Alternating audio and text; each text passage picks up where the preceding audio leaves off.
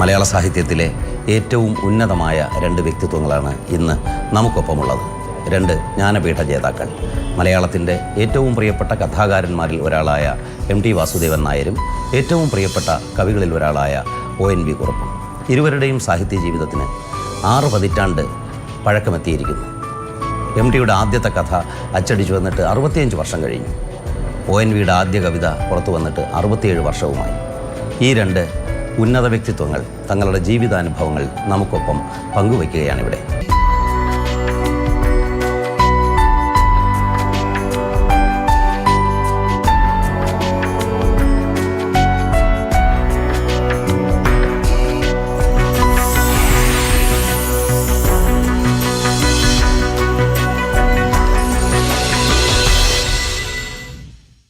മൊത്തത്തിൽ ആളുകൾക്ക് ഭാവിയെക്കുറിച്ചൊന്നും വലിയ പ്രതീക്ഷയില്ലാത്ത, നല്ല സന്ദേശങ്ങളൊന്നും തരാത്ത, വളരെ വിഷമകരമായ കാര്യങ്ങൾ നടന്നുകൊണ്ടിരിക്കുന്ന ഒരു കാലത്താണ് നമ്മളിപ്പോൾ ജീവിച്ചുകൊണ്ടിരിക്കുന്നത്.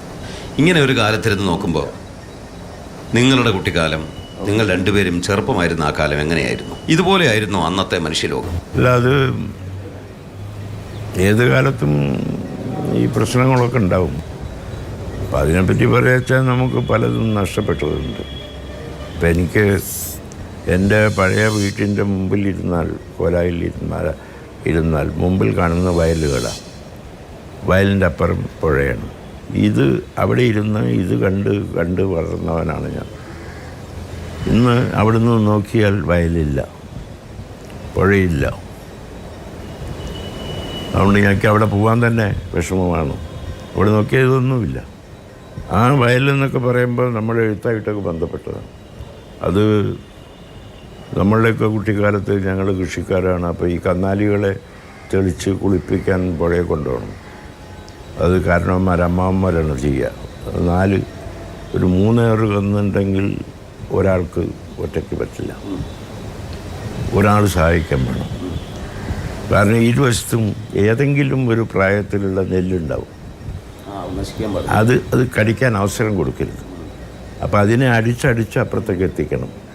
അപ്പോൾ ഈ അമ്മാവനെ സഹായിക്കുക എന്നുള്ള അന്നത്തെ കുട്ടികളുടെ ഒരു ചുമതലയാണ്. അത് ഭംഗിയായിട്ട് ചെയ്താൽ അപ്പുറത്തിയാൽ ഒരു നോട്ടമുണ്ട്. ആ പിള്ളം നീ തിരക്കേടില്ല എന്നുള്ളത്, ഇവൻ തിരക്കേടില്ല എന്നുള്ളൊരു നോട്ടമുണ്ട്.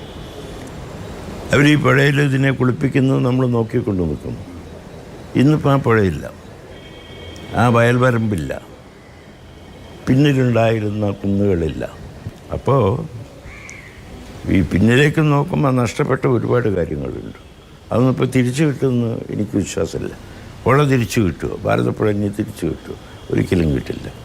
വയലുകളൊന്നും തിരിച്ചു വരാൻ പോകുന്നില്ല. പിന്നിൽ വെട്ടിയിട്ട് വെട്ടുകല്ലിന് വേണ്ടി വെട്ടിയിട്ട് കുന്നുകളൊക്കെ പോയി. അഥവാ കുറച്ച് സ്ഥലമുണ്ടെങ്കിൽ അവിടെ ചെറിയ കുടിയിരിപ്പുകളും ഒന്നുമില്ല. ONVക്കും സമാനമായ അനുഭവങ്ങളായിരിക്കുമല്ലോ സ്വന്തം വീടിനെ കുറിച്ച്. ഒരു 938 വരെ ഞാൻ ജനിച്ചത് 31 ചവറയിലാണെങ്കിലും എൻ്റെ ഗ്രാമത്തിലാണെങ്കിലും തറവാട്ടിൽ അമ്മയുടെ, വളർന്നത് കൊല്ലത്താണ്. ആ കൊല്ലം നഗരം പോലും ഈ ഉറക്കത്തിൽ ചിരിക്കുന്ന ചില കുഞ്ഞുങ്ങളില്ലേ, അതുപോലെ ഇങ്ങനെ ഉറങ്ങിക്കിടക്കും ശാന്തമായിട്ട്. ഇടയ്ക്കൊന്ന് ചിരിക്കും. അത് വേറൊന്നുമല്ല, വല്ലപ്പോഴും അവിടെ ഒരു ഉത്സവമോ അല്ലെങ്കിൽ ഒരു ഗ്യാസ് ലൈറ്റുമൊക്കെ തലയിൽ വെച്ചുകൊണ്ട് ഈ പുതിയ സിനിമയുടെ ഒരു പരസ്യമോ അങ്ങനെ ഒരു ശബ്ദം, അല്ലാതെ ഒന്നുമില്ല. അങ്ങനെ വളരെ ശാന്തമായ ആ നഗരത്തിൽ അങ്ങനെ കഴിയുമ്പോൾ നമ്മൾ സ്വാഭാവികമായിട്ടും എൻ്റെ അച്ഛൻ്റെ മരണത്തോടുകൂടി വല്ലാത്ത ഒരു ഏകാഗ്രത ബോധമുണ്ടായി. കാരണം ചവറയിൽ ചെയ്തിരുന്നു. അവിടെ ഇലക്ട്രിക് വിളക്കുമൊന്നുമില്ല, വഴിവിളക്ക് പോലുമില്ല. ഈ വിളക്കെണ്ണ ഒഴിച്ച് കത്തിക്കുന്ന ഒരു നിലവിളക്കിൻ്റെ മുമ്പിലിരുന്നാണ് ഈ പഠിക്കുന്നത്, പുസ്തകം വായിക്കുന്നത്. അപ്പോൾ ഈ പൂച്ചകൾ ഈ വിളക്കെണ്ണയിൽ വീണ്ടും ചാടി നമ്മുടെ ബുക്കിൽ വന്നിട്ട് അങ്ങനെ നമ്മുടെ ബുക്ക് മുഴുവൻ ചെറിയ വൃത്തങ്ങളായിരിക്കും. പിന്നെ എനിക്കാണെങ്കിൽ എൻ്റെ വീട്ടിൽ ഒരൊറ്റ ആൺകുട്ടി. ഒരു തരത്തിലും ഒരു കുസൃതി കാണിക്കാനോ ചിരിക്കാനോ ഒന്നും ആരുമില്ല. അപ്പോഴാണ് ഈ മുറ്റത്ത് നിൽക്കുന്ന 4 മണിപ്പൂവിനോടുമൊക്കെ നമ്മൾ സംഭാഷണം നടത്തും. ആൻ്റൺ ചെക്കോവിൻ്റെ ഒരു കുതിരക്കാരൻ്റെ കഥ MT ഓർക്കുന്നുണ്ടാവുമല്ലോ. അവസാനം അയാൾ കുതിരയോടാണ് സംഭാഷണം നടത്തുന്നത് എല്ലാം. അതുപോലെ നമ്മൾ ഈ പൂക്കളോടൊക്കെ വർത്തമാനം പറയും. അത് കഴിഞ്ഞ് പിന്നെ ഈ സ്കൂളിലേക്ക് നടന്നു പോകാൻ 2 വഴിയുണ്ട്. ഒന്ന് ഒരു റോഡാണ്. ഈ പൊടിപറത്തിയാണെങ്കിലും ഒരു 8 സീറ്റർ ബസ് ഓടും അതുവഴി. അതിൻ്റെ ഇപ്പുറത്ത് വയലിൻ്റെ നടുവിലൂടൊരു വരമ്പുണ്ട്. ഇത്തിരി കൂടുതൽ നടക്കണം, എന്നാലും ഞാൻ അതിലെയാണ് പോയിട്ടുള്ളത്. അപ്പോൾ എനിക്ക് ഒരു ചെറിയൊരു കുട, പണ്ട് അച്ഛൻ വാങ്ങിച്ചു തന്ന ഒരു കുട പഴഞ്ചനായി കൈയിരിപ്പുണ്ട്. പക്ഷേ എൻ്റെ കൂടെയുള്ള ഈ കുട്ടികളൊക്കെ ഈ സൂചനയിലെ വാഴയില അതിങ്ങനെ വെട്ടി തലയിൽ വെച്ചുകൊണ്ടാണ് മഴയത്ത് നടക്കുന്നത്. അവരോട് പോലും എനിക്കൊരു വിഷമം തോന്നി, ഇവർക്കൊക്കെ ഒരു കുട ഇല്ലല്ലോ. പക്ഷേ അവർ സന്തോഷിച്ച് പകുതി മഴ കൊണ്ടും ഈ ഇല ഇങ്ങനെ പിടിച്ചില്ലെന്നുള്ള മട്ടി പോകുമ്പോൾ രണ്ട് ഭാഗത്തും നമ്മൾ കാണുന്നത് ഈ കണ്ണിന് ഏറ്റവും ആഹ്ലാദകരമായ ഒരു നിറമാണെന്നാണ് മനഃശാസ്ത്രത്തിൽ പറയുന്നത്. പച്ച, ഇളം പച്ച. പച്ചയിൽ തന്നെ പല പച്ചയുണ്ട്. അതറിയാം, ഇളം പച്ച, ഒരു വെയിൽ പച്ച എന്ന് പറഞ്ഞാൽ വെയിൽ കൊണ്ട മാതിരി ഒരു പച്ച, പിന്നെ കടും പച്ച. ഈ നിറങ്ങളുടെ ഭേദങ്ങളൊക്കെ നോക്കി. അപ്പോൾ അതിനിടയ്ക്ക് ഈ പൊന്തയിൽ നിന്നൊരു കിളിയുടെ ഒരു ശബ്ദം വരും. അതും നമ്മോടെന്തോ ചോദിക്കുന്നതായിട്ടൊക്കെ തോന്നും. അവിടെയൊക്കെ നിന്നൊക്കെയാണ് ഈ സ്കൂളിൽ പോയി പഠിക്കുന്നത്. ആ കാലം പോയിട്ട് ഇന്ന് ഞാൻ ആ സ്കൂളിൽ ഓരോരോ ആവശ്യത്തിന് ആ സ്കൂളിൽ പോയിട്ടുണ്ട്. ആ സ്കൂളിൽ പോകുമ്പോൾ അത് മുഴുവൻ ചവറ ഹൈസ്കൂൾ, ഇംഗ്ലീഷ് ഹൈസ്കൂൾ. അതെ. അപ്പോൾ അന്നത്തെ ആ അധ്യാപകരും കുട്ടികളും ആ ക്ലാസ്സിലിരുന്ന് പഠിച്ച പാഠങ്ങളുമൊക്കെ ഇപ്പോഴും അവിടെ ചെല്ലുമ്പോൾ ഞാൻ ഓർക്കും. പക്ഷേ ഇന്ന് ആ രീതിയെല്ലാം മാറിപ്പോയി. ഇന്ന് ആ രീതി മാറിയും തന്നെയല്ല, ആദ്യത്തെ 2 പീരീഡ് കഴിയുമ്പോൾ ഓടിച്ചെന്ന് ഈ വാട്ടർമാൻ്റെ മുമ്പിൽ ഞാൻ നിൽക്കുന്ന ഒരു നിൽപ്പുള്ള കിണറിൻ്റെ അടുത്ത് വാട്ടർമാൻ ഇങ്ങനെ വെള്ളം കോരി ഒഴിക്കുന്നതൊക്കെ അന്ന് നമുക്കറിയില്ലെങ്കിലും കോരി ഒഴിച്ച് തരിക. ഇന്നവിടെ പൈപ്പൊക്കെ ഉണ്ട്. പക്ഷേ ആ കോരി ഒഴിച്ച് തരുമ്പോൾ ഈ വാട്ടർമാൻ്റെ ഒരു മുഖമുണ്ട്, കുളിച്ചത് മതി, മാറി നിൽക്കുന്നതെന്ന് പറഞ്ഞ് വേറൊരാൾ വരുന്നതും തള്ളിത്തള്ളി ദാഹാർത്തരായിട്ട് ഇങ്ങനെ കുട്ടികൾ തള്ളിത്തള്ളിച്ചെന്ന് വെള്ളം കുടിക്കുന്നതും. അപ്പോഴാണ് ഈ നെല്ലിമരത്തിൻ്റെ പാട്ട് ഞാൻ എഴുതിയിട്ടുണ്ടല്ലോ, അവിടെ ഒരു നെല്ലിമരം ഉണ്ടായിരുന്നു. അപ്പോൾ ഒരു നെല്ലിക്ക തിന്നാനുള്ളൊരു ഗുണം, തിന്നു കഴിയുമ്പോൾ ഒരു മധുരം തോന്നി ഈ വെള്ളം കുടിച്ച്. ഈ മാതിരി അനുഭവങ്ങൾ ഈ കുട്ടികൾക്ക് ഈ പാട്ട് കേട്ട് രസിക്കുമ്പോൾ പോലും ഈ കുട്ടികൾക്ക് സ്വന്തമെന്ന് പറയാനില്ല. പിന്നെ ഞാനവിടെ 2 കൊല്ലം മുമ്പ് ചെന്നപ്പോൾ അവിടെ ഒരു നെല്ലിമരം നടിയിച്ചു. അത് കഴിഞ്ഞ് പിന്നീട് ഒരവസരത്തിൽ പോയി, കഴിഞ്ഞ കൊല്ലം ചെന്നപ്പോൾ നെല്ലിമരം പട്ടുപോയി. പിന്നെ വേറൊന്ന് കാണുന്നത് പരസ്പരം സഹായിക്കുന്നതിലുള്ള ഒരു സുഖം ഉണ്ടായിരുന്നു. ആ സഹായിക്കുന്ന സുഖം ഇപ്പോൾ MT പറഞ്ഞ കാരണവരുടെ ഒരു നോട്ടമുണ്ട്. ആ നോട്ടത്തിനകത്ത് എല്ലാം അടങ്ങിയിരിക്കുന്നു എന്നുള്ളതാണ് അതിൻ്റെ സുഖം. ഇപ്പോൾ നമ്മൾ വേറൊരു സംസ്കാരമാണ്, അപ്പോഴപ്പോൾ താങ്ക്സ് പറഞ്ഞ് തീർക്കുകയാണ് എല്ലാത്തിനും. അപ്പോൾ ഇങ്ങനെയൊക്കെയുള്ളൊരു ലോകത്ത് വന്ന് നിൽക്കുമ്പോൾ പണ്ട് കഴിഞ്ഞ എൻ്റെ കുട്ടിക്കാലത്ത് കാര്യം എന്ത് പറഞ്ഞാലും ഒരു വലിയൊരു ശുഭപ്രതീക്ഷ ഉണ്ടായിരുന്നു. ഗാന്ധിജിയുടെ ചിത്രം കാണുമ്പോൾ, നെഹ്റുവിൻ്റെ ചിത്രം കാണുമ്പോൾ, അന്നത്തെ ടാഗോറിൻ്റെ ചിത്രം കാണുമ്പോൾ, അതൊക്കെ കുട്ടിക്കാലത്തെ എൻ്റെ വീട്ടിൽ എൻ്റെ അച്ഛൻ ഇതിൻ്റെയൊക്കെ ഒരു ആളായിരുന്നത് കൊണ്ട് അവിടെ എല്ലാം ഉണ്ട്. അവരെ പറ്റിയൊക്കെ പറഞ്ഞു തരികയൊക്കെ ചെയ്യും. ഒരു വലിയ പ്രതീക്ഷ. ഇവരൊക്കെ അങ്ങോട്ട് അന്ന് ഇന്ത്യക്ക് സ്വാതന്ത്ര്യമില്ലെങ്കിൽ പോലും ഇതൊക്കെ ഇവരുടെയൊക്കെ പ്രയത്നം കൊണ്ട് ഒരു നല്ല ഭാവി ഉണ്ടാകുന്നൊരു വലിയൊരു പ്രതീക്ഷ ഉണ്ടായിരുന്നു. പിന്നെ ഇതെല്ലാം പോയിട്ട് 47-ൽ സ്വാതന്ത്ര്യം കിട്ടി. അത് കഴിഞ്ഞ് നമ്മൾ റിപ്പബ്ലിക്കായി. അതിനുശേഷം ഈ പിരിഞ്ഞു പോയ ഓരോരുത്തർക്കും പകരം വയ്ക്കാൻ ഒരാളിവിടെ ഉണ്ടായില്ല. ഗാന്ധിജി പോയി, പകരമാരും ഉണ്ടായില്ല. നെഹ്റു പോയി, പകരമാരും ഉണ്ടായില്ല. നല്ലതൊന്ന് കൈവിട്ടു പോയതിനെ പറ്റിയുള്ള ദുഃഖം, ആ ദുഃഖം ഹൃദയത്തിൽ പേറിക്കൊണ്ട് മരിക്കുന്നതിന് ഒരു സുഖമുണ്ട്. നേരെ മറിച്ച് ആ നല്ലതൊന്ന് കൈവിട്ടു പോയതിൽ ഒരു ദുഃഖവും എനിക്കില്ല. ഞാൻ പുതിയതുമായിട്ടെല്ലാം യോജിക്കാമെന്ന് പറഞ്ഞ് പുതിയതായിട്ടുള്ള എന്തെങ്കിലും ഒന്നിനെ വാരി പുണരുക, അപ്പോഴപ്പോഴേ അന്നന്ന് കാണുന്നതിനെ വാഴ്ത്തുന്ന മാമണികളെന്ന് പറഞ്ഞ പോലെ അങ്ങനെ പോകാൻ തയ്യാറില്ല. നിങ്ങൾ 2 പേരും ബാല്യകാലം ചെലവഴിച്ചത് സ്വാതന്ത്ര്യ സമരത്തിൻ്റെ പശ്ചാത്തലത്തിലാണ്. നിങ്ങൾ സ്കൂളിൽ പഠിക്കുമ്പോൾ സ്വാതന്ത്ര്യ സമരം അതിൻ്റെ തീവ്രതയിലാണ്. കമ്മ്യൂണിസ്റ്റ് പ്രസ്ഥാനം വടക്കോട്ട് എത്രത്തോളം ദേശീയ പ്രസ്ഥാനം ശക്തമായിരുന്നോ അതുപോലെ തന്നെ ONVയുടെ നാട്ടിൽ കമ്മ്യൂണിസ്റ്റ് പ്രസ്ഥാനവും തൊഴിലാളി പ്രസ്ഥാനവും ശക്തമായിരുന്നു. ഇതെങ്ങനെയാണ് നിങ്ങളുടെ സ്കൂൾ ജീവിതത്തെയും അന്നത്തെ കുട്ടികൾ എന്ന നിലയിലുള്ള നിങ്ങളുടെ ലോകവീക്ഷണത്തെയും ബാധിച്ചത്? ഞങ്ങൾക്ക് അറിയില്ല അതിനെപ്പറ്റി. കുട്ടികൾക്ക് അന്ന് അപൂർവം ചില കുട്ടികൾക്ക് അറിയാം. അപ്പോൾ ഉദാഹരണത്തിന്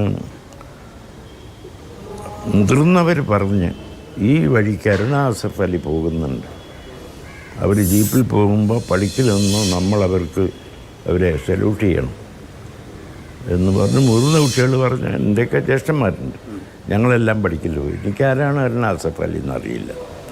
പക്ഷെ ഞങ്ങളെല്ലാവരും ക്ലാസ്സൊക്കെ വിട്ടിട്ട് പഠിക്കലോടെ പോയിട്ട് കൂടി നിൽക്കുകയാണ്.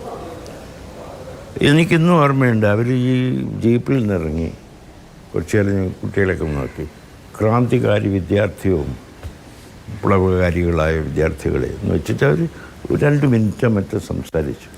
അങ്ങനെ ഇത് നേരിട്ട് എന്താണെന്ന് നമുക്കറിയില്ല. പക്ഷെ അവിടെ അതിൻ്റെ ചലനങ്ങളുണ്ട് ഈ ചുറ്റുപാട്. ഇപ്പം ഞാനവിടെ എഴുതിയിട്ടുമുണ്ട്. അന്ന് മണ്ണെണ്ണയ്ക്ക് വലിയ വിഷമം. ഹെഡ് മാസ്റ്റർ ഒരു സ്ലിപ്പ് വേണം പഠിക്കുന്ന കുട്ടികളുടെ. അപ്പം ഞങ്ങൾ ഈ പരീക്ഷ എടുക്കുന്ന കാലത്ത് എവിടെയെങ്കിലും ഒരു ലോഡ്ജ് മുറിയിൽ എവിടെയെങ്കിലും താമസിക്കും, ഞാനും എൻ്റെ ജ്യേഷ്ഠനും. അപ്പോൾ ഈ സ്ലിപ്പും കൊണ്ടാണ് ഞങ്ങൾ മണ്ണെണ്ണ വാങ്ങാൻ പോകുന്നത്. അപ്പോൾ ഞാൻ ഈ മണ്ണെണ്ണ ഞാനും ഇപ്പോൾ ഹോട്ടലിൽ നിന്ന് കഴിച്ചു, ഈ മണ്ണെണ്ണയും വാങ്ങി വരുമ്പോൾ ഒരു പെട്രോമാക്സ് വിളക്ക് വെച്ചിട്ട് ഒരു 10-20 ആളുണ്ട്. അതിലൂടെ ചിലരൊക്കെ പോകുന്നവർ തിരി പോകുന്നുണ്ട്. ഒരാൾ നിന്നിട്ട് ഭയങ്കരമായിട്ട് പ്രസംഗിക്കുന്നു. അപ്പോൾ എൻ്റെ ഏട്ടൻ നിൽക്ക്. അപ്പം എൻ്റെ കയ്യിലാണ് ഈ കുപ്പി, മണ്ണെണ്ണയുടെ കുപ്പി. ആ കുട്ടിയെ നോക്കുക എന്ന് പറഞ്ഞിട്ട് ഈ പ്രസംഗിക്കുന്ന ആൾ എന്നെ നോക്കിയിട്ട് പറയാം, ഈ മണ്ണെണ്ണയുടെ ക്ഷാമം അതിൻ്റെ ലോകവ്യവസ്ഥയും ഒക്കെയാണ്. അപ്പോൾ അവിടുന്ന് വിട്ട് കഴിഞ്ഞപ്പോൾ എൻ്റെ ഏട്ടൻ പറഞ്ഞ് അത് ആരാന്നറിയോ? എനിക്കറിയില്ല. ഇയാളുടെ പേര് ഇമ്പിച്ചി ബാബ എന്നാണ്. ഇയാൾ ഇവിടുത്തെ വലിയ കമ്മ്യൂണിസ്റ്റുകാരനാണ്. അധികമാളൊന്നുമില്ല, ഒരു 8-10 ആൾ വഴിയിൽ കൂടെ പോകുന്ന ചിലർ ഇത്തിരി നേരം നിൽക്കും, പോകും. അത് കഴിഞ്ഞ എത്ര വർഷങ്ങൾക്ക് ശേഷം ഞാൻ ഇമ്പിച്ചി ബാബയെ കണ്ടു. ഇമ്പിച്ചി ബാബ വീട്ടിൽ വന്നു.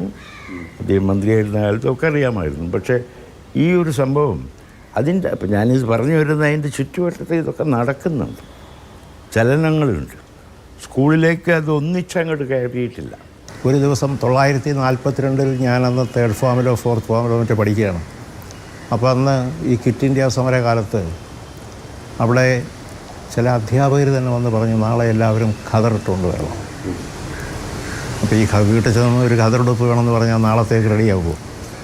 പക്ഷേ എന്നാലും ഭാഗ്യവശാൽ അത് മനസ്സിലാക്കി എൻ്റെ അമ്മ അടുത്ത് ഒരു ഈ ഖാദി സ്റ്റോർ പോലെ ഖാദിയും വിൽക്കുന്ന കുറച്ച് കോൺഗ്രസ്സുകാരൊക്കെ അവിടെ ഉണ്ടല്ലോ, അവിടുന്ന് ആഗ്രഹപ്രകാരം ഒരു ഉടുപ്പിട്ട് തന്നപ്പോൾ ആ ഉടുപ്പ് വിട്ട് പോയൊരു ഓർമ്മ എനിക്കുണ്ട്. പക്ഷേ അത് ഇട്ടുകൊണ്ട് പോയതിനൊന്നും ശിക്ഷയൊന്നും ഉണ്ടായിട്ടില്ല. പക്ഷേ ഒരു ദിവസം സ്കൂളിൽ മഹാത്മാഗാന്ധി കീജെ ക്വിറ്റ് ഇന്ത്യ, എന്തോ ഈ ക്വിറ്റ് ഇന്ത്യ എന്നൊന്നും നമുക്ക് അറിഞ്ഞുകൂടാ, എനിക്ക് വിളിച്ചുകൊണ്ട് സ്കൂളിൻ്റെ ചുറ്റും ഒരു ജാഥ നടത്തി. ജാഥയിൽ ഞാനും കൂടി. നമ്മൾ കൊച്ചു പയ്യനാണ്, അവിടുത്തെ ഏറ്റവും ചെറിയ കുട്ടിയാണ്. ചില അധ്യാപകരുണ്ടായിരുന്നു ഭയങ്കരമായിട്ട് ഗാന്ധിക്കും ഈ സ്വാതന്ത്ര്യ സമരത്തിനൊക്കെ എതിരായിട്ട് ഉള്ളവർ. ഞാൻ വള്ളത്തോളിൻ്റെ പ്രസംഗം കേൾക്കാനായിട്ട് കൊറ്റംകുളങ്ങര ക്ഷേത്രത്തിൽ ആദ്യമായിട്ട് വള്ളത്തോൾ വന്ന് പ്രസംഗിക്കുന്നത് കേട്ടപ്പോൾ ഒരു മഹാമേരു നമ്മുടെ മുമ്പിലേക്ക് വരുന്നതെന്ന് തോന്നി.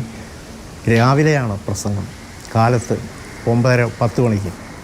അപ്പോൾ ഞാൻ ഒരു ദൂരെ ഇങ്ങനെ പോയി നിന്നപ്പോൾ ആദ്യമായിട്ട് ഇങ്ങനെ കാണുകയാണ് ഈ കവി എന്ന് വെച്ചാൽ ഇങ്ങനെ ഇരിക്കുമെന്ന് നമ്മൾ കാണുന്നത് ആദ്യമായിട്ടാണ് അങ്ങനെ ഒരാളെ. അപ്പോൾ അദ്ദേഹം ഇങ്ങനെ നിന്നിട്ട് സംസാരിക്കുന്ന ഒരു പരുക്കൻ ശബ്ദമാണ്. അപ്പോൾ അദ്ദേഹത്തിൻ്റെ പ്രസംഗം മുഴുവൻ തീരുന്നവരെ കണ്ടിട്ട് ആഞ്ഞു വെച്ച് ഓടി ക്ലാസ്സിൽ ചെന്നപ്പോഴേക്ക് ഫസ്റ്റ് പീരീഡ് കഴിഞ്ഞ് സെക്കൻഡ് പീരീഡ് തുടങ്ങി. അപ്പോൾ എവിടെ പോയിരുന്നു എന്ന് ചോദിച്ചു.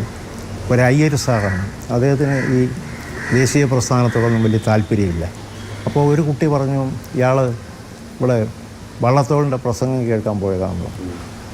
ഈ വള്ളത്തോൾ എന്ന് പറഞ്ഞാൽ ഒരു വലിയൊരു കോൺഗ്രസ്സുകാരനായിട്ട്, ഈ മഹാകവി എന്നല്ല, ഒരു വലിയ കോൺഗ്രസ്സുകാരൻ, കോൺഗ്രസ്സിന് വേണ്ടി പാട്ടോ കവിതയൊക്കെ എഴുതുന്ന ഒരാളെന്നാണ് ഇയാൾ ധരിച്ചിരിക്കുന്നത്. ബെഞ്ചിൻ്റെ പുറത്ത് എഴുന്നേറ്റ് നിൽക്കാൻ പറഞ്ഞു. ഞാൻ എഴുന്നേറ്റ് നിന്നു. കൊച്ചുകുട്ടിയാണ്, ബെഞ്ചിൻ്റെ പുറത്ത് എഴുന്നേറ്റ് നിന്നു. കുറച്ച് നേരം നിന്ന് കഴിഞ്ഞപ്പോൾ പിറകിയിരിക്കുന്ന കുട്ടികൾ പറഞ്ഞു, സാർ ഇയാൾ എഴുന്നേറ്റ് നിൽക്കുന്നുണ്ടെങ്കിൽ ഞങ്ങൾക്ക് സാറിനെ കാണാൻ വയ്യാന്ന്. അങ്ങനെ അവസാനം താഴെയിരുന്നു. ഈ സമയത്ത് തന്നെ വായനയുടെ ആദ്യാങ്കുരങ്ങൾ വരുന്നതിൻ്റെ ആണല്ലോ. തീർച്ചയായിട്ടും ഇതൊക്കെ എന്താണെന്ന് അറിയണം. അതിനെവിടെ അവിടെ 2 വായനശാല ഉണ്ടായിരുന്നു. അതെ, 2 വായനശാല ഉണ്ടായിരുന്നു.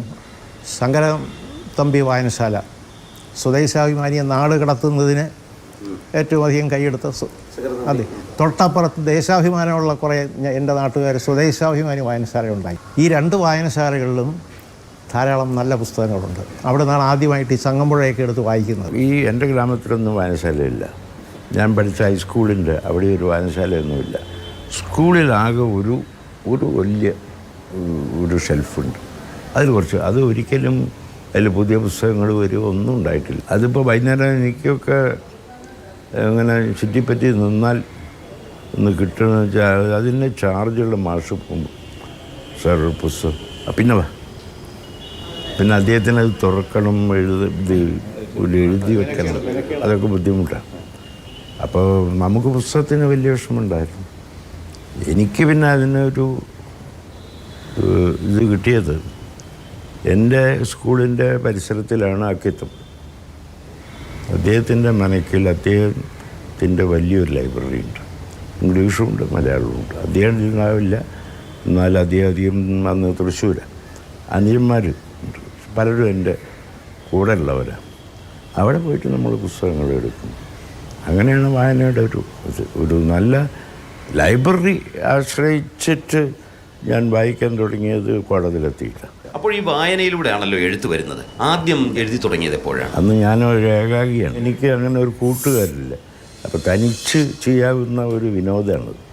മനസ്സിലെന്തെങ്കിലും ഉണ്ടാക്കുക, കുറച്ച് വരികൾ ഉണ്ടാക്കുക, എന്തിനെ പറ്റി കണ്ടാലും അതിനെപ്പറ്റി എഴുതണം തോന്നുന്ന ഒരു ഉന്തുവണ്ടിയിൽ കയ്യും കാലും ഇല്ലാത്ത ഒരു മനുഷ്യനെ സ്കൂളിൻ്റെ ആ പരിസരത്ത് കൂടെ ബഗ്ഗിങ്ങനാണ് കൊണ്ടുപോകുന്നത്.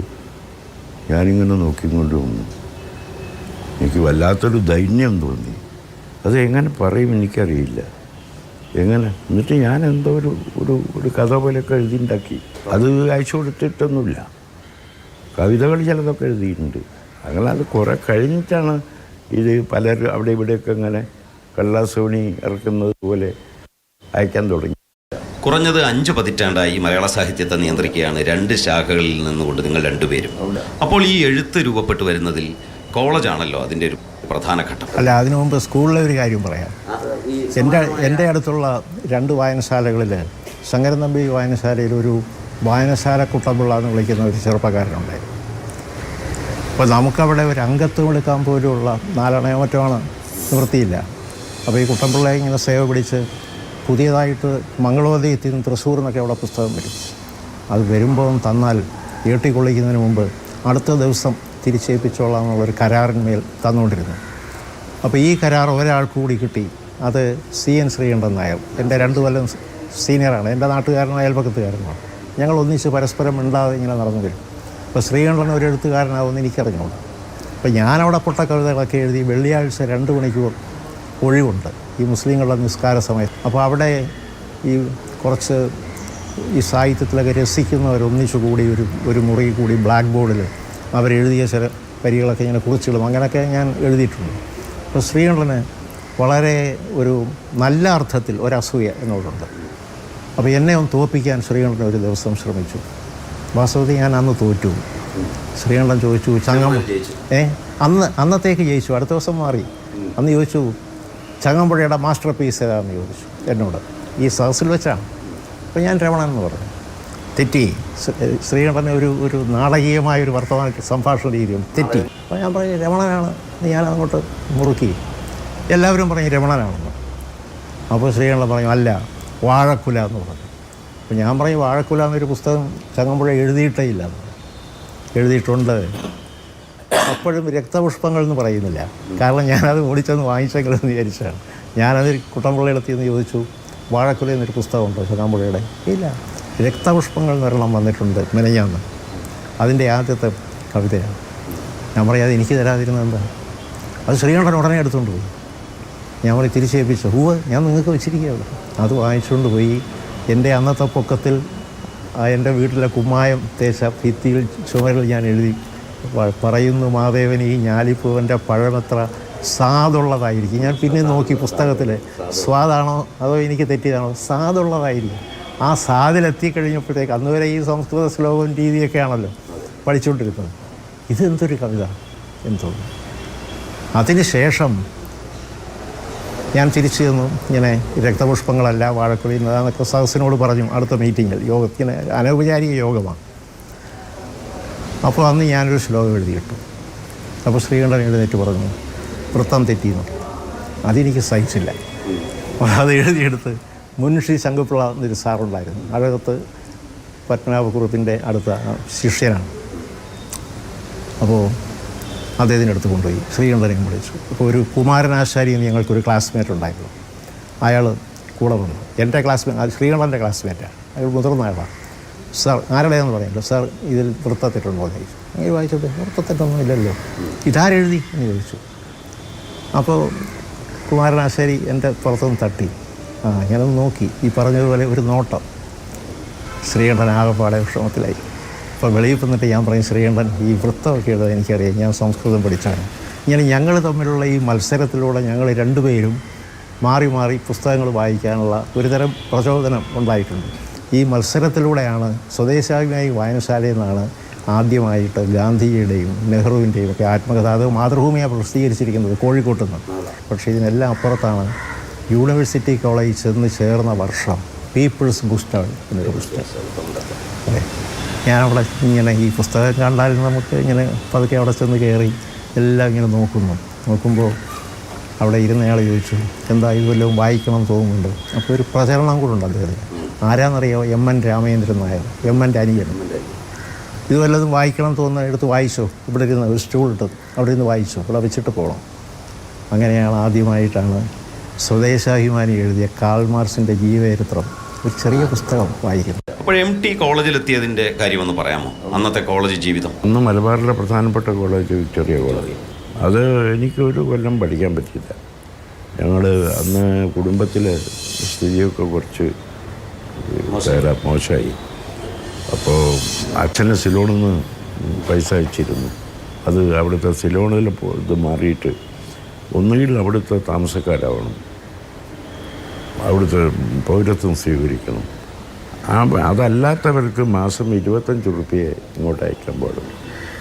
അങ്ങനെ നിയമം. പക്ഷെ അന്ന് 28 റുപ്യ ഒരു വലിയ തുകയാണ്. 25 റുപ്യ ഒരു വലിയ തുകയാണെന്ന്. അതെ, അന്ന് എൻ്റെ ഒരു ജ്യേഷ്ഠൻ ബികോമിന് മംഗലാപുരത്ത് പഠിക്കാൻ. ഞാൻ പിന്നെ എന്നെയും കൂടി അവിടെ പഠിപ്പിക്കണമെങ്കിൽ കണക്ക് കൂട്ടിയപ്പോൾ പ്രയാസമാണ്. അപ്പോൾ അയാളുടെ പഠിപ്പ് അവിടെ തുടരട്ടെ, ഞാനൊരു കൊല്ലം വെറുതെ ഇരിക്കട്ടെ എന്ന് നിശ്ചയിച്ചു. പക്ഷെ എനിക്കതിൽ അന്ന് തുടക്കത്തിൽ ചെറിയൊരു ദുഃഖമൊക്കെ തോന്നി, എൻ്റെ ഒരു കൊല്ലം. പക്ഷേ എനിക്ക് എന്നെ സംബന്ധിച്ചിടത്തോളം ആ ഒരു കൊല്ലം ഒന്നാം തരം ഒരു കാലഘട്ടം. കാരണം ആ സമയത്താണ് ഞാൻ അഗിത്തത്തിൻ്റെ വീട്ടിൽ പോയിട്ട് പുസ്തകങ്ങൾ കെട്ടുകെട്ടായിട്ട് കൊണ്ടുവരിക, പലയിടത്തും പുസ്തകങ്ങൾ കൊണ്ടുവരിക. ഞാൻ ഈ കുന്നുംപുറത്തൊക്കെ ചുറ്റി നടന്നിട്ട് പലതും എഴുതി ഉണ്ടാക്കും. അതൊക്കെ ആ ഒരു കൊല്ലം, ഞാൻ ആ ഒരു കൊല്ലം കടന്നുപോയത് എനിക്കറിയില്ല. ഇതൊക്കെയായിരുന്നു വിദ്യകൾ. ഒന്നും അതിൽ അച്ചടിച്ച് വന്നു, ശരിയാണ്, ചിലതൊക്കെ പലത് ഇടയ്ക്കും അയക്കും. അതിന് വലിയ പ്രശ്നങ്ങളൊക്കെ ഉണ്ട്. ചില മുക്കാലണയാണ് ബുക്ക് പോസ്റ്റ് അയക്കണം. ബുക്ക് പോസ്റ്റ് മുക്കാലണ എന്ന് പറഞ്ഞാൽ എളുപ്പമല്ല. വീട്ടിലെ പ്രാരാബ്ദം നമ്മൾ കാണുന്നുണ്ട്. ആ സമയത്ത് നമ്മുടെ അടുത്ത് എനിക്ക് മുക്കാലണ വേണം, ഒരു ഇതയക്കാനാണെന്നൊന്നും പറയാൻ പറ്റില്ല. അപ്പം പിന്നീട് അടുത്ത കൊല്ലമായപ്പോഴേക്ക് സ്ഥിതി കൊച്ചിനേട്ടൻ്റെ അവിടെ പഠിപ്പ് കഴിഞ്ഞു മംഗലാപുരത്ത്. അപ്പം എന്നാൽ ഇവനും പോയിക്കോട്ടെ എന്നായി. അങ്ങനെ ഒരു കൊല്ലം കഴിഞ്ഞിട്ട് ഞാൻ വിക്ടോറിയ കോളേജിൽ ചേരുന്നു. ഇല്ല, ഈ നമ്മുടെ കൂട്ടത്തിൽ പഠിക്കുന്നവരൊക്കെ സാമാന്യം ഭേദപ്പെട്ട സാഹചര്യത്തിൽ നിന്ന് വരുന്നവര. അത് നല്ല വസ്ത്രവും വൈകുന്നേരമായാൽ സംഘമായി പോയിട്ട് ഹോട്ടലിൽ നിന്ന് ഭക്ഷണം കഴിക്കുക. അപ്പോൾ അവരുടെ കൂട്ടത്തിൽ കുറച്ച് നാളൊക്കെ ഞാൻ കൂടി. അപ്പോൾ അത് എനിക്ക് പറ്റില്ല. കാരണം ഒരിക്കൽ നമ്മൾക്കിത് വേണം, അടുത്ത ആഴ്ച അല്ലെങ്കിൽ വേറൊരു ദിവസം. അപ്പം അതിനുള്ള സൗകര്യമില്ല. അപ്പോൾ അതുകൊണ്ട് ഞാൻ അറിയാതെ ഈ ലൈബ്രറിയിലേക്ക് മുഴുകുക ചെയ്തു, വായനയിലേക്ക്. പിന്നെ അന്ന് എഴുതി അത്യാവശ്യം ചിലതൊക്കെ അച്ചടിച്ചു വന്നു. ഇത് ഞാൻ ആരോടും പറഞ്ഞിട്ടില്ല. അവരൊന്നും അധികം വായിക്കുന്നവരല്ല. അധ്യാപകർ ചിലരറിയും. അറിഞ്ഞത് അവർ ഈ ചിലപ്പോൾ ക്ലാസ് മുറിയിൽ നിന്നൊക്കെ അദ്ദേഹമില്ല കുശലൻ മാഷ്, അതുപോലെ പ്രഭാരൻ നമ്പ്യാർ ഇംഗ്ലീഷ് പഠിപ്പിച്ചിരുന്നു. എന്തോ ആർക്കും വരുന്നതാണ് എന്തോ എന്ന് പറഞ്ഞ കൂട്ടത്തിൽ അദ്ദേഹത്തിന് ഡോസ്റ്റോവ്സ്കിയുടെ പേര് കിട്ടിയില്ല, മറന്നുപോയി. ക്രൈം ആൻഡ് പണിഷ്മെന്റ് ഞാൻ പറഞ്ഞു. എന്നെ ഒന്ന് നോക്കി. വൈകുന്നേരം വന്ന് ഹോസ്റ്റലിലാണ് അദ്ദേഹം വാർഡിനാണ് വന്ന് എൻ്റെ അടുത്ത് വന്നിട്ട് എൻ്റെ മുറി കൂടെ വന്ന് ഞാൻ 2 പേര് ഷെയർ ചെയ്യുന്ന മുറി. താൻ വായിക്കുകയൊക്കെ ചെയ്യല്ലേ? അപ്പോൾ ഞാൻ ലൈബ്രറിയിൽ നിന്ന് എടുത്തുള്ള പുസ്തകങ്ങൾ കുറേ കിടക്കുന്നുണ്ട്, പലരുടെയും കാർഡ് ഉപയോഗിച്ചിട്ടാണ് എടുക്കുക. എന്നിട്ട് പറഞ്ഞു, ഇങ്ങനെ വായിക്കരുത്, ഒരു സിസ്റ്റം വേണം.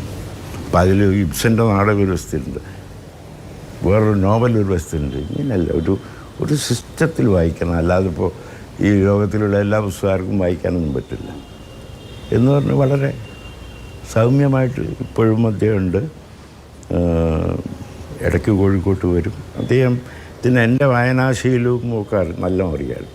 ഈ മലയാളം പഠിപ്പിക്കുന്ന കുശൽ മാഷ്ക്കും അറിയാമായിരുന്നു, വളരെ നന്നായിട്ട് അറിയാമായിരുന്നു. അപ്പോൾ കുശൽ മാഷ് ഈ ജയകേരളത്തിൽ വന്ന ചിലതൊക്കെ കണ്ടിട്ടുണ്ട്, എൻ്റെ ചില കഥകളൊക്കെ ഉണ്ട്.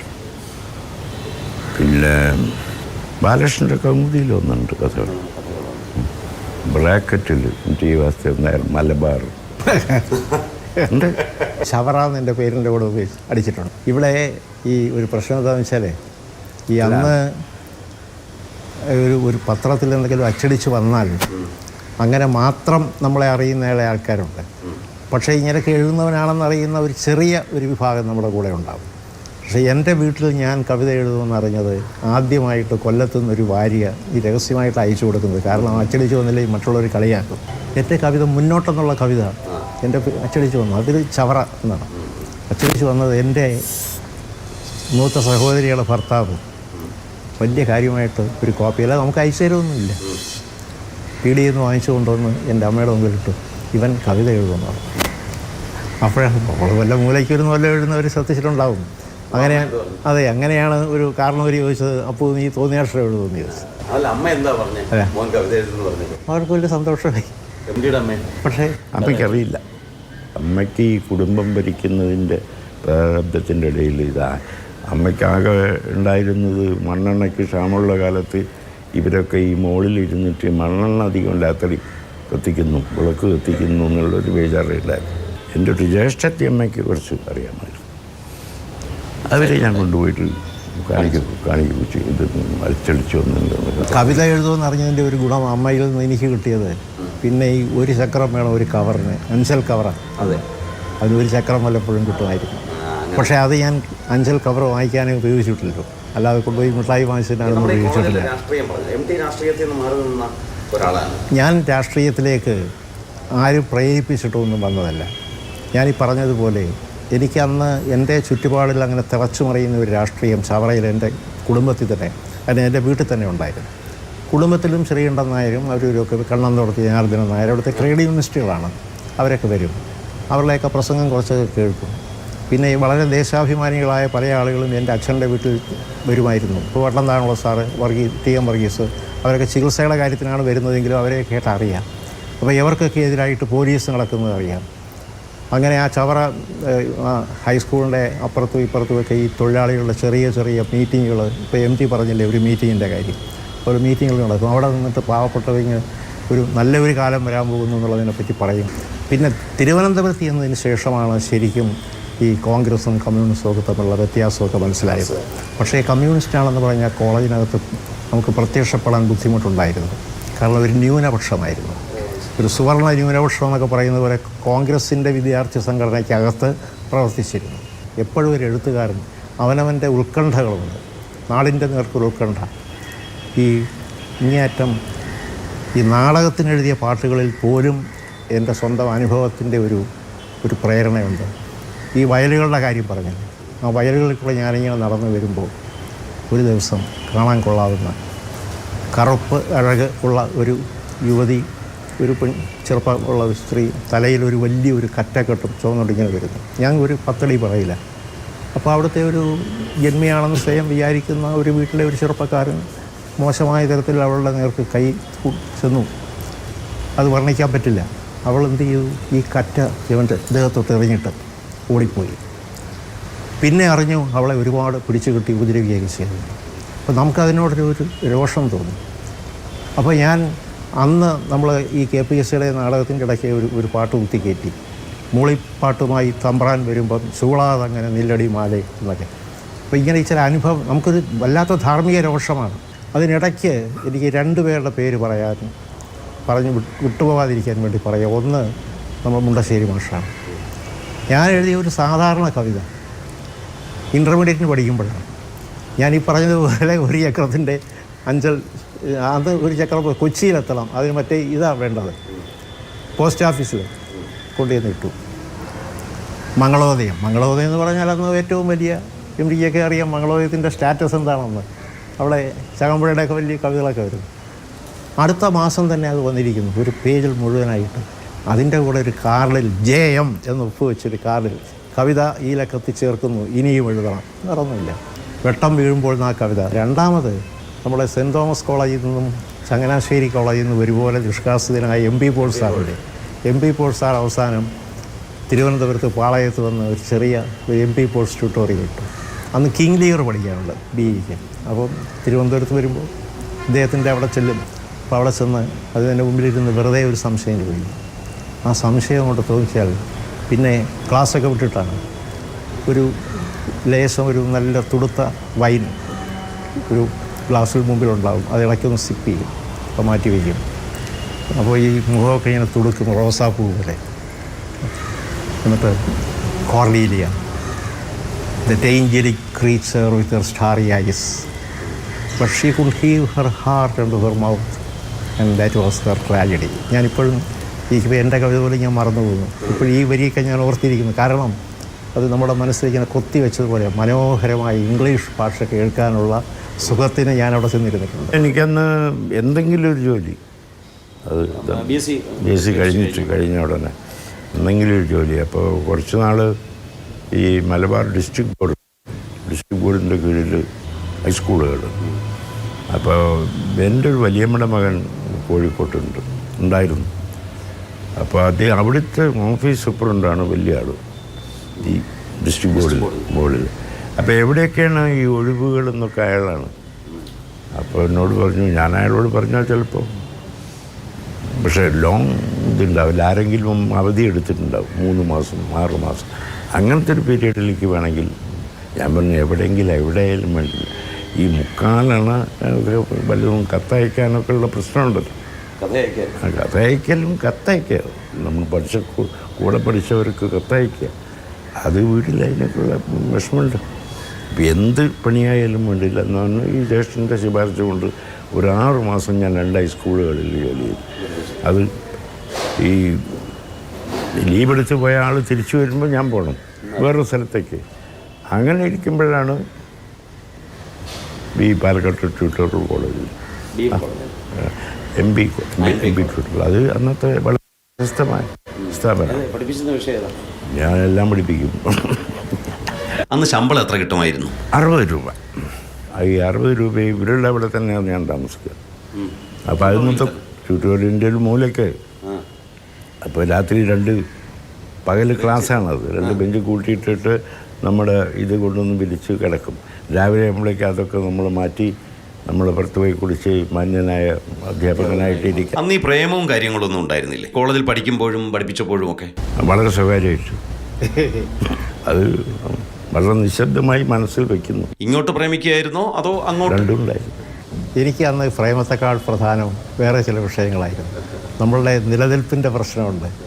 അതുപോലെ ഈ പറഞ്ഞ പോലെ വീട്ടിലെ ഒരുപാട് പ്രശ്നങ്ങളുണ്ട്. ഇതിൻ്റെയൊക്കെ മുമ്പിൽ എന്ന് വെച്ചിട്ട് സ്ത്രീ സൗന്ദര്യത്തിൻ്റെ മുമ്പിൽ വ്യാമുഗ്ധനായിട്ടില്ലെന്ന് പറയാൻ വയ്യ. പക്ഷേ ഒരാളിനോട് അത്യഗാധമായ സ്നേഹം തോന്നി. അത് അങ്ങോട്ടും ഇങ്ങോട്ടും തുറന്ന് പറഞ്ഞു കഴിഞ്ഞപ്പോൾ അത് ആ ആളെൻ്റെ ഭാര്യയാണ്. അല്ലാതെ ഒരുപാട് പ്രേമലേഖനങ്ങളൊക്കെ കിട്ടിയിട്ടുണ്ട്. അതൊക്കെ ഒരു ഫ്ലിപ്പൻ്റ് ആയിട്ടുള്ള എന്താ പറയുക, കമ്രസോണ സ്ഫടിക വളകളിൽ തിരിച്ചറിഞ്ഞിട്ടുണ്ട്. കോളേജ് പഠിക്കുന്ന കാലത്ത് പെൺകുട്ടികളെ അടുപ്പമുണ്ടായിരുന്നു. അടുപ്പം എന്ന് വെച്ചാൽ അവർക്ക് പലർക്കും എന്നോട് ഇഷ്ടമായിരുന്നു. ഞാൻ താരതമ്യേന അതിൽ കുറച്ച് പ്രായം കുറഞ്ഞാലും അവർക്കൊരു സ്വാതന്ത്ര്യം കൊടുക്കുക എൻ്റെ അടുത്ത്. ലബോറട്ടറിയിലൊക്കെ വർക്ക് ചെയ്യുമ്പോൾ പരീക്ഷയാവും അവരുടെ ഭാഗമായിട്ട് അവരങ്ങോട്ടും ഇങ്ങോട്ടും നോക്കി വാസ്തവം എന്നൊക്കെ ഒരു കടലാസൊക്കെ എൻ്റെ അടുത്തേക്കൊക്കെ നീക്കി തന്നു. അപ്പം ഞാനിതിൽ കുറച്ചൊരു എക്സ്പെരിമെൻ്റ് ചെയ്യുന്നതിൽ പെട്ടെന്ന് എൻ്റെ പണി കഴിച്ചിട്ടുണ്ടാവും. അവർക്ക് ചില സഹായമൊക്കെ ചെയ്തു കൊടുക്കും. അങ്ങനെ അവർക്കൊരു തരം ഇഷ്ടമായിരുന്നു. രസകരമായി എന്നോട് ബന്ധപ്പെട്ട അനുഭവം പറയാം. നമ്മൾ കുറച്ച് കവിതയൊക്കെ എഴുതുന്നത് മനസ്സിലാക്കിയിട്ട് എൻ്റെ അടുത്ത് ഒരുത്തൻ വന്ന് അവനൊരു പ്രേമലേഖനം കവിത എഴുതി കൊടുക്കാമെന്ന്. അത് ഞാൻ ദേഷ്യപ്പെട്ടിട്ടുണ്ട്. നിനക്ക് വല്ലവരെയും പ്രണയിക്കണമെങ്കിൽ നിൻ്റെ ഭാഷയെ പ്രണയിക്കണം. എനിക്ക് പിന്നെ അങ്ങനത്തെ ഒന്നും ആരും വന്നിട്ട് അങ്ങനെ ഒരു കവിത ഞാൻ എഴുതി തന്നിട്ടുണ്ട് MTക്ക്, അക്ഷരദുഃഖം എന്ന് പറഞ്ഞ്. MT മാതൃഭൂമി എഡിറ്റ് ചെയ്യുമ്പോൾ ഞാൻ ഒരു കവിത എഴുതി തന്നിട്ടുണ്ട്, അക്ഷരദുഃഖം എന്ന് പറഞ്ഞു. എൻ്റെ അടുത്തിരിക്കുന്ന ഒരു വലിയ വീട്ടിലെ പയ്യൻ. നിങ്ങൾ തമ്മിൽ ഈ ഒരു ജ്ഞാനപീഠം നേടിയ 2 എഴുത്തുകാർ, മലയാളത്തിൻ്റെ ഏറ്റവും പ്രിയപ്പെട്ട കഥാകാരനും കവിയും എന്നുള്ളതല്ലാതെ ONV കവിതകൾ പ്രസിദ്ധീകരിച്ച പത്രാധിപരാണ് MT വാസുദേവൻ. അപ്പോൾ അങ്ങനെയുള്ള ആ പത്രാധിപരെ കുറിച്ചുള്ള ഓർമ്മകൾ ഉണ്ടാവുമല്ലോ? ധാരാളം ഉണ്ട്. ഞാൻ എഴുതിയിട്ടുണ്ടല്ലോ ഈ അടുത്ത കാലത്ത്. MT വായിച്ചോന്നറിയില്ല. വലിയൊരു പുസ്തകം ഇറങ്ങി. മാതൃഭൂമിയായിട്ടുള്ള എൻ്റെ ബന്ധം തുടങ്ങുന്നത് NVയോടുകൂടിയാണ്. NV പറഞ്ഞതുപോലെ 2 വരി എഴുതി അയക്കും, കവിത കിട്ടി നന്നായിട്ടുണ്ട്, അത് ആ വരിയും കൂടെ എഴുതും, അടുത്ത ലക്കത്തിൽ ചേർക്കുന്നു. ചിലപ്പോൾ ഇനിയും എഴുതുക, അല്ലെങ്കിൽ ഓണപ്പതിപ്പിന് അയക്കണം. അങ്ങനെയുള്ളൂ. അതേ പാരമ്പര്യം തന്നെയാണ് MTയും തുടർന്നിട്ടുള്ളത്. ONV പുരോഗമന സാഹിത്യ സമ്മേളനത്തിൻ്റെ ഭാഗമായിട്ട് അന്ന് നടത്തിയ ഒരു കവിതാ മത്സരത്തിൽ പൊൻകുന്നം വർക്കി സാറാണ് ഒന്നതിൻ്റെ. അതിൻ്റെ റിസൾട്ട് അപ്പം ഞാനും അതിനൊരു കവിത അയക്കാൻ ശ്രമിച്ചപ്പോൾ എൻ്റെ ജ്യേഷ്ഠൻ എന്നോട് പറഞ്ഞുള്ള പിടുത്തൊന്നും ചെയ്യരുത് എന്ന് പറഞ്ഞു. അയച്ചില്ല. പിന്നെ അതിൻ്റെ റിസൾട്ട് വന്നു. ആ കവിത ജയകേരളത്തിലാണ് വന്നത്, അരിവാളും രാക്കോയിലും. അതെ, അത് 2-4 പത്രത്തിൽ വന്നു. ജയകേരളത്തിലാണ് വന്നു. അപ്പോൾ എന്നോട് ജ്യേഷ്ഠൻ പറഞ്ഞു, കണ്ടില്ലേ ഇതിനാണ് പ്രൈസ് കിട്ടിയത്. പിന്നെ നീയൊക്കെ ഇവിടെ ഇരുന്നിട്ട് ഇങ്ങനെ പിടിത്തൊന്നും ചെയ്യരുതെന്ന് ഞാൻ പറയാൻ കാരണം ഞാൻ അന്ന് വായിച്ചതാണ്. പിന്നീട് പത്രാഫീസിൽ വരുമ്പോൾ കവിതകൾ വരും. ONVയാണ് കവിത. അതിലുപരിയായിട്ട് പത്രാധിപരും കവി എന്നുള്ള നിലയ്ക്ക് അല്ലാതെ ഒരു ബന്ധം വളരെ നേരത്തെ തന്നെ ഞങ്ങൾ തമ്മിലുണ്ട്. ONVയുടെ MTക്ക് ഇഷ്ടപ്പെട്ട കവിത ഏതാ? ചോറൂൺ. അതുപോലെ തിരിച്ചും ചോദിക്കാം. പല കഥകളും ഇഷ്ടമാണ്. പക്ഷേ ഒരു കഥ ഞാൻ ആദ്യം വായിച്ച് എൻ്റെ മനസ്സിൽ MT ഒരു വലിയ കഥാകൃത്താകും എന്ന് തോന്നിച്ച ഒരു കഥയുണ്ട്. ഒരുപക്ഷെ അത് കഴിഞ്ഞാണ് മറ്റ് കഥകളൊക്കെ ഞാൻ വായിച്ചത്. നീലക്കുന്നുകൾ ഓർമ്മയുണ്ട്. കവിതയായാലും കഥയായാലും അത് ഇമേജറിയിൽ കൂടി, കൽപ്പനാ ചിത്രങ്ങളിൽ കൂടി നമ്മൾ വെളിപ്പെടുത്തണം. ഇന്നലെ രാത്രിയിൽ ഞാനൊരു പൂവിൻ്റെ മന്ദസ്മിതത്തിൽ കിടന്നുറങ്ങി. അതിന് ഞാൻ പെട്ടെന്ന് ഇപ്പോൾ ചോറൂണെന്ന് പറഞ്ഞുള്ളൂ. എനിക്ക് ഒരുപാട് കവിതകൾ ONVയുടെ മനസ്സിൽ ഉള്ളതാണ്, ചൊല്ലാനും പറ്റും. പിന്നെ അതുപോലെ തന്നെ എനിക്ക് വളരെ ഇഷ്ടപ്പെട്ടതാണ് ഈ നോവലിലെ തന്നെ ചില സന്ദർഭങ്ങൾ, ചില ക്രൂഷ്യൽ സന്ദർഭങ്ങൾ. ആ സന്ദർഭങ്ങൾ സൃഷ്ടിച്ചെടുക്കുക എന്ന് പറയുന്നത് തന്നെ ഒരു പ്രത്യേകമായ നമ്മളെ ഉള്ളിൽ തട്ടുന്നു. പിന്നെ എന്തായാലും ശരി, ഇതിൻ്റെ ഈ ഉരകല്ലെന്ന് പറയുന്നത് നമ്മുടെ ഉള്ളിൽ തട്ടി നമ്മുടെ മനസ്സിലെന്ത് പറഞ്ഞു എന്നുള്ളതാണ്. അല്ലാതെ പിന്നെ അതിന് വ്യാഖ്യാനിക്കാൻ നടന്നിട്ട് കാര്യമൊന്നും. അതുപോലെ ഈ കവിതകളുടെ കഥ പറയുന്ന പുസ്തകം എഴുതിയിട്ടുണ്ട് വളരെ നേരത്തെ തന്നെ. ഞാൻ വളരെ വൈകി അതൊക്കെ എഴുതി. ആമാതി കവിതയുടെ പണിപ്പുരയെ പറ്റിയൊക്കെ എഴുതിയത്. അത് ഹെമിംഗ്വേയെ പറ്റി എഴുതി മാത്രമല്ല, കഥയുടെ പണിപ്പുരയിൽ നിന്നല്ലേ എൻ്റെ പേര്. അതെ, അതൊക്കെ തന്നെ വളരെ റിവീലിംഗ് ആണ്. ഞാൻ ഇപ്പോൾ അടുത്തിരുത്തി പറയുന്നതുകൊണ്ട് എനിക്ക് വിഷമമൊന്നുമില്ല. കാരണം ഈ വയസ്സുകാലത്ത് ചിലത് പറയാതെ പോയാലാണ് പിന്നീട് ദുഃഖിക്കേണ്ടി വരും. അതായത് ഈ കവിത വായിക്കുമ്പോൾ നമുക്കറിയാം ഇത് ഉള്ളിൽ നിന്ന് വന്ന കവിതയല്ല, കഥയായാലും വായിക്കുമ്പോൾ അറിയാം ഇത് ഉള്ളിൽ നിന്ന് വന്നതാണോ അല്ലയോ എന്ന്. ഉള്ളിൽ നിന്ന് വന്നതിനെ തിരിച്ചറിയാം, നമ്മൾ അറിയാതെ തന്നെ ഇഷ്ടപ്പെട്ടു പോകും. അങ്ങനെ ഇഷ്ടപ്പെട്ടിട്ടുള്ള കൃതികളാണ് എനിക്ക് MT ചെയ്യുന്നത്. അപ്പോൾ ONVയുടെ പാട്ടുകളുമായിട്ട് MTയുടെ ബന്ധം? എനിക്ക് വേണ്ടി തന്നെ എഴുതിയിട്ടുള്ള പാട്ടുകളുണ്ട്. നക്ഷത്രങ്ങളിലെ, പഞ്ചാഗ്നിയിലെ, സാഗരങ്ങളെ, അങ്ങനത്തെ പാട്ടുകൾ പലതുണ്ട്. ഒരു പാട്ടിനെ ഇങ്ങനെ സാഗരങ്ങൾ. അതുപോലെ തന്നെ MTയുടെ സിനിമകളിൽ, തിരക്കഥകളിൽ ONV സാറിന് ഇതുപോലെ തന്നെ തിരക്കഥകളിൽ ഈ പറഞ്ഞ പോലെ എല്ലാം ഇഷ്ടമാണ്. പക്ഷേ ഞാൻ ഈയിടെയും സുഹൃതം കണ്ടു കേട്ടോ, TV-യിൽ സുഹൃതം കണ്ടു. അത് കണ്ടുകൊണ്ടിരുന്നപ്പോഴാണ് അതിനകത്ത് നമ്മൾ ഈ ഞാനീ പഴയ അധ്യാപകനായതുകൊണ്ട് നമ്മുടെ സംസ്കൃതത്തിൽ ഗൗണപ്രയോഗം എന്ന് പറയും. ഒരു പ്രയോഗത്തിന് വലിയ ഗുണമുണ്ടാക്കാൻ സാധിക്കും. അതിനകത്തെ ആ ഭാഷയിൽ കൂടി ഉണ്ടാകുന്ന ആ ഒരു ഗുണം, ഒരു ക്വാളിറ്റി, അത് ആ ചിത്രത്തിനൊരു ക്വാളിറ്റി ഉണ്ടാക്കി കൊടുക്കും. അങ്ങനെയുള്ള ആ ക്വാളിറ്റി വിശേഷിച്ച് ആ നായകൻ്റെ, പത്രപ്രവർത്തകനായ നായകൻ്റെ ജീവിത ദുഃഖങ്ങളുടെ ആ ധ്വന്യാത്മകതയുണ്ട്. അത് വെളിപ്പെടുത്തുന്ന അവസാന കാലത്തെ അയാളുടെ ഡയലക്ട്സ് ഒന്നാകെ എടുത്ത് നോക്കിയാൽ എനിക്ക് വലിയ ഇഷ്ടമാണ്. പിന്നെ ഈ വിത്തുകളിൽ ആ അമ്മ ഒരു കോയിൻ കൊടുക്കുന്നില്ലേ, എന്നാ വെച്ചോ എന്ന് പറഞ്ഞു. ആ എന്നാ വെച്ചോ അതിന് തന്നെയുണ്ട് ഒരു പ്രത്യേകമായൊരു സുഖം. ആ അമ്മ കൊടുക്കുന്നത് എന്നാ വെച്ചോ ഒരമ്മയ്ക്ക് കൊടുക്കാൻ സാധിക്കുന്നതാണ്. അമ്മ എനിക്ക് തന്നതാണ്. അമ്മ തന്നതാണ്. അമ്മയെ ചികിത്സയ്ക്ക് മദ്രാസിലേക്ക് കൊണ്ടുപോകാൻ. അപ്പോൾ ഏത് വണ്ടിക്കാണ് പോകുക എന്നൊക്കെ അറിയിച്ച് ഞാൻ വെള്ളക്കോട് സ്റ്റേഷനിൽ അമ്മ നമ്മളിങ്ങനെ കാല് നീട്ടി വെച്ചിട്ട് മൂത്ത ജ്യേഷ്ഠനാണ് കൂടെ ഉള്ളത്. കുറച്ച് നേരം അങ്ങനെ ഒന്ന് അപ്പോൾ ഏട്ടൻ അവിടുത്തെ കാര്യങ്ങളാണ്. അമ്മയ്ക്ക് ഈ രോഗത്തിൻ്റെ ഗൗരവം ഒന്നും അറിയില്ല. നീ പോയിക്കോ, പരീക്ഷക്കാലമൊക്കെ അല്ലേ, നീ പോയിക്കോ.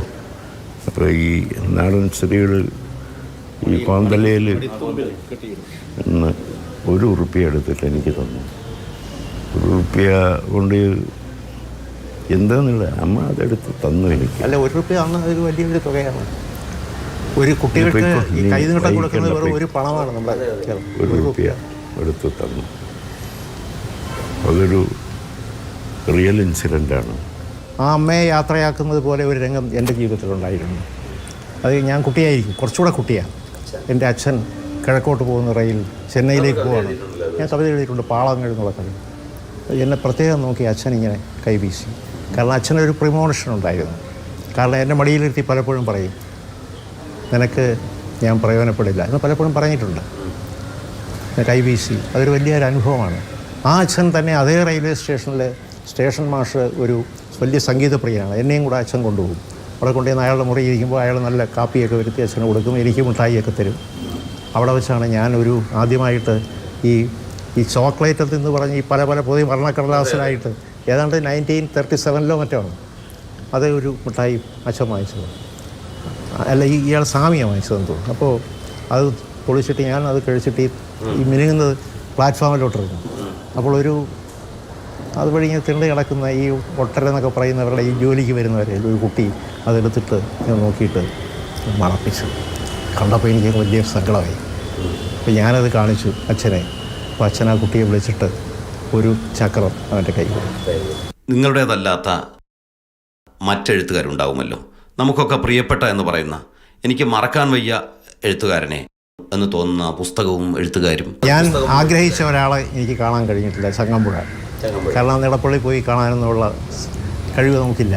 ഞാൻ ഇൻ്റർമീഡിയറ്റിന് പഠിക്കുമ്പോഴാണ് ചങ്ങമ്പുഴ മരിച്ചത്. പിന്നെ ഞാൻ കൂടെ നടന്നിട്ടുള്ളതിൽ എനിക്ക് ഏറ്റവും അഭിമാനം തോന്നിയിട്ടുള്ളത് വൈലോപ്പള്ളിയാണ്. തൃശ്ശൂരെ ആ റോഡിൽ കൂടി ദേവസ്വം ബോർഡ് നമ്പർ 7 കോളനിയിലേക്ക് രാമവർമ്മപുരത്ത് നിന്ന് ചേറ്റൂരിൽ നിന്ന് പിന്നെ ശക്തൻ തമ്പുരാൻ ബസ് സ്റ്റാൻഡിൽ നിന്നൊക്കെ നടന്നിട്ടുണ്ട്. ഇടയ്ക്കിടയ്ക്ക് വെള്ളം കയറി കാപ്പ് കുടിക്കും. ഇങ്ങനെ കണ്ടിട്ട് ഒരു ടാക്സി ഡ്രൈവർ എന്നോടൊരു ദിവസം വന്ന് ചോദിച്ചു, അവിടെ ദേവസ്വം ബോർഡിൻ്റെ ഇപ്പുറത്ത് ഒരു ടാക്സി സ്റ്റാൻഡുണ്ട്, ഈ മാഷയുടെ കൂടെ എത്ര കാലമായിട്ട് ഇങ്ങനെ നടക്കുന്നു, ഒരിക്കലും പിണങ്ങിയിട്ടില്ലേ? അതെ, എന്നോട് പിണങ്ങിയിട്ടില്ല. ലോകത്തെ മറ്റു ഭാഷകളിൽ നിന്നും ലോകത്തെ മറ്റു ഭാഷകളിൽ നമ്മൾ ഈ ആരാധിക്കുന്ന കവികളുടെ കൂടെ നടക്കാൻ നമുക്ക് സാധിച്ചിട്ടില്ല. പക്ഷേ ആ പുഷ്കിൻ്റെ ആ വിവാഹം കഴിച്ച ആ പള്ളി ഞാൻ പോയിട്ടുണ്ട്. പുഷ്കിൻ്റെ പ്രതിമയുടെ മുമ്പിൽ നിന്നപ്പോൾ മയക്കോവ്സ്കി അവിടെ വന്ന് പുഷ്കിനോട് ജൂബിലി എന്നൊരു കവിത എഴുതിയിട്ടുണ്ട്, താഴോട്ട് ഇറങ്ങി നമുക്ക് സ്വല്പനേരം ഇവിടെ ഇരുന്ന് സംസാരിക്കാമെന്ന്.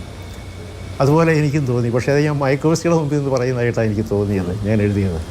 പിന്നെ മറ്റുള്ളത് നമ്മൾ ആരാധിക്കുന്നപ്പോൾ നെഹ്റുദയുടെയോ അവരുടെയൊന്നും കൂടെ നടക്കാൻ നമുക്ക് ഭാഗ്യം ഉണ്ടായിട്ടില്ല, അതിനുള്ള അവസരമില്ല. പിന്നെ ഞാൻ ഒരു ചെറുപ്പക്കാരൻ കവി, അത്ര പ്രസിദ്ധനല്ല, ഡേവിഡ് കൊഹൻ എന്ന് പറയും. ഡേവിഡ് കൊഹൻ ഒരു ജ്യൂ ആണ്, by birth a Jew, but he was a British communist. ഇയാളുടെ കവിതകളൊക്കെ പ്രേമ കവിതകളാണ്. ബ്രിട്ടീഷ് കമ്മ്യൂണിസ്റ്റുകാരനാണ്, ബ്രിട്ടനിൽ നിയോഗിച്ചതാണ് അവിടെ. എന്തിനോ MTയുടേത് വലിയ വിശാലമായ വായനയാണ്. MTക്ക് ഏറ്റവും പ്രിയപ്പെട്ടതെന്ന് പറയാവുന്ന ഒരു പുസ്തകമോ? മുൻതലമുറയിൽ നിന്നാണെങ്കിൽ ചെക്കോവ്. ഇപ്പോൾ മോഡേൺ പീരീഡിൽ എന്തു തന്നെ പറഞ്ഞാലും നമ്മളെ വായിപ്പിക്കുന്ന എഴുത്തുകാരൻ മാർക്കിസാണ്. മാർക്കിസ് അങ്ങനെ ഓരോ കാലഘട്ടത്തിലും സാലഞ്ചർ ഒരു പീരീഡിൽ നമ്മളെ അങ്ങ് വല്ലാതെ മതിച്ച കൊണ്ടുപോയിട്ടുള്ള എഴുത്തുകാരൻ. ഒരു ഓൾ ടൈം ഫേവറേറ്റ് എന്ന് പറയാവുന്ന? ഓൾ ടൈം ഫേവറേറ്റ്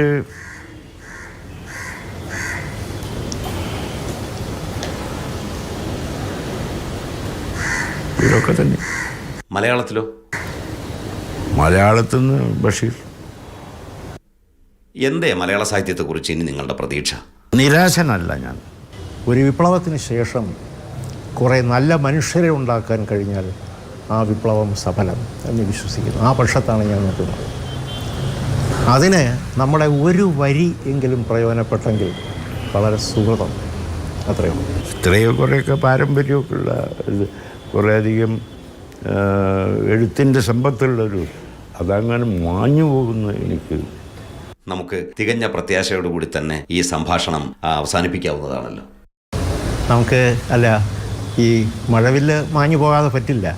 പക്ഷേ മഴവില്ലുദിക്കാത്ത ഒരു ലോകം ഉണ്ടാകുമെന്ന് ഞാൻ വിശ്വസിക്കുന്നില്ല. അത് കണ്ട് സന്തോഷിക്കുന്ന കുഞ്ഞു മനസ്സുകൾ